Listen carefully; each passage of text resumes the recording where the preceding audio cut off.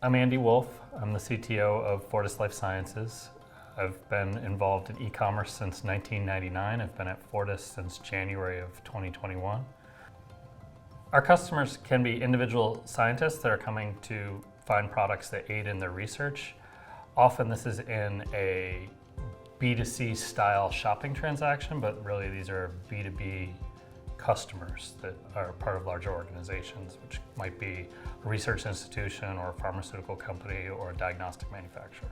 Fortis uses Kibo's entire unified commerce platform for the e-commerce part. We don't use the order management system, but we are using the entirety of the admin tool and the content management system and the front-end management of both content and product. One of Fortis's core values is to be customer first. When we were founded in late 2020, and then I was brought in as somebody to help lead up the technology organization, a big part of my role was to establish a very user-friendly and customer-focused e-commerce site. So the very first thing that I did was enter into a pretty extensive RFP project.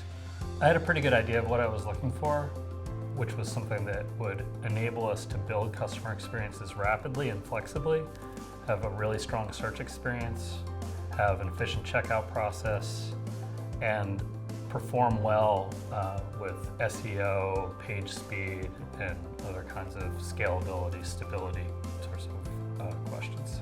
There were a couple things that really played into our selection process that led us to choose Kibo. One was that there was a headless capability. We didn't end up using the headless capability out of the gate, and that was the second one. So we had both the advantage of a strong CMS that would allow our marketers to immediately come in and make changes, but also future-proofing ourselves and thinking about how we wanted to build things out in a more headless way as we grew and as our needs changed. The second thing that we noticed was that Kibo has the ability to define data really well in the back end, which many of the SaaS competitors are not as good at. We have some specific use cases where we need to tie pretty complex product data to, say, the image gallery or to other pieces of the user experience.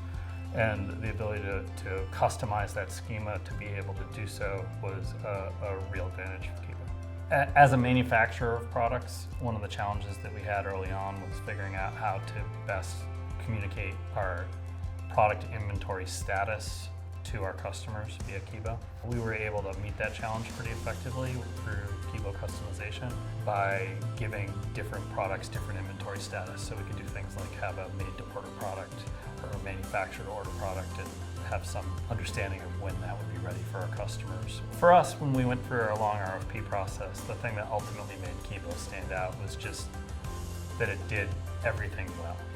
There were a lot of competitors or other e-commerce platforms that might do little pieces better, but we weren't able to find a company that we felt as comfortable would meet our needs in the short term and the long term.